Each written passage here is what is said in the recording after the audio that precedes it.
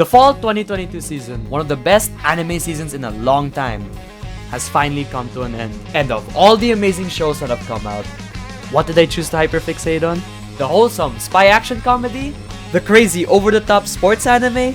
The conclusion to one of the best shonen anime ever? The most highly anticipated anime adaptation ever? No. This fucking thing. Bocchi The Rock is my anime of the year. I came into the show not expecting anything because I am not a big fan of moe or cute girls doing cute things animes. But as early as episode 1, I was hooked! The humor never fails to make me laugh my ass off. The visuals are insanely creative, completely elevating the source material. And the music is some of the best you hear in most anime. Seriously, I've been pulling up at the gym with this playing in my headphones and I was going crazy. And I was pumping shit out faster than PA-san's screen time. But most importantly, what I adore so much about this show is how it accurately depicts social anxiety and a realistic progression towards self-improvement.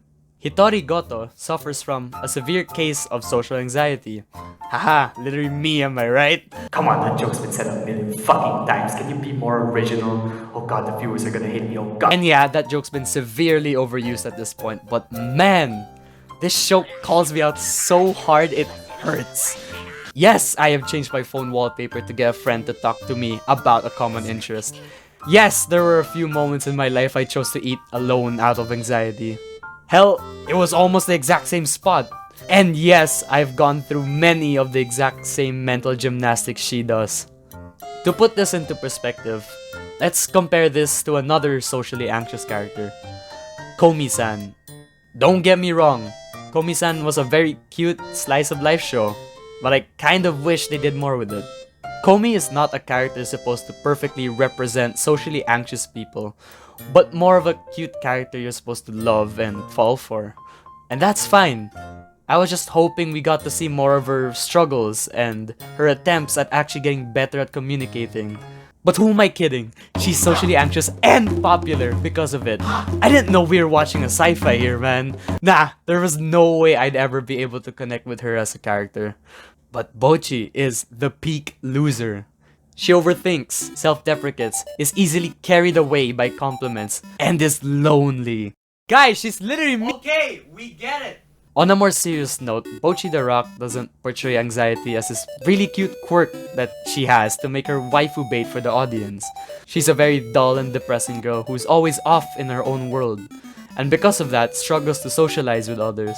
I think the show does a really good job of showing what goes into the mind of a socially anxious person. Sure, the animation greatly exaggerates her emotions, but in a way, it helps portray social anxiety all the better. Yes, I do in fact turn into a 3D Blender model. A lot of overthinking leads to catastrophizing the most basic of events. And not only do we get to see a glimpse of what it looks like to overthink through this show, but the animation also helps you feel exactly what's going in her head. Sometimes it really does feel like the scenarios in my head play out just like that. And watching the show and seeing Bocchi go through all these situations is both the funniest thing and the most painful memory I've had to relive. I'm glad that the show was able to portray the day-to-day struggles of a socially anxious person in a surprisingly realistic way, but instead filled me with laughter and not dread of how similar our lifestyles are. It's like the show lets me laugh off my own past mistakes instead of feeling bad about them. It's very comforting to see a character you relate to so much learn to overcome her fears realistically, as it's something I'm still trying to get over myself. And that's the thing about social anxiety. It's a very slow process of self-improvement. It's about slowly but surely getting rid of your old habits and introducing new ones. Look at the finale, for example. She just performed in front of hundreds, maybe even thousands of students. But as seen in the final episode and in future manga chapters, she's far from over her anxiety. She's got a long way to go. The same can be said about me personally. Being in college has been a whole new experience for me, as I've been with the same classmates for almost 12 years, never really having to step out of my comfort zone much. Sure, I managed to become more social than I ever was before, but my social anxiety is far from cured. I feel like people also don't give Bocchi enough credit because Oh, but Nijika is the main reason she's in the band in the first place. While that is true, none of this would have happened if it weren't for Bocchi going out of her way to attempt to socialize.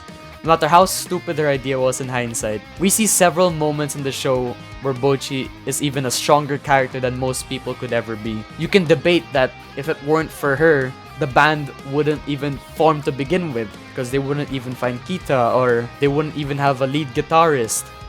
In episode 8, she saves her band with this crazy guitar solo.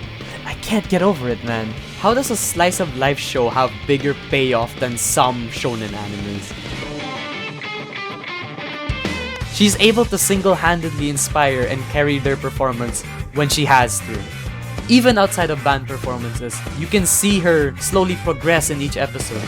With each episode, she manages to improve herself more and more, and you can't help but cheer her on. Seeing her work so hard to overcome her anxiety motivates me to do the same in my own life. And I have. This show reminds me that we are not alone in this, and as you can see from anywhere online, we are all just like Bocchi. But this show proves to us that even with social anxiety, Bocchi can truly rock. Thank you for watching. This is my first video essay and I plan to do more of this, so if you enjoy this type of content, consider subscribing. And Cloverworks, if you're watching, I want season 2 dropped in an adequate amount of time.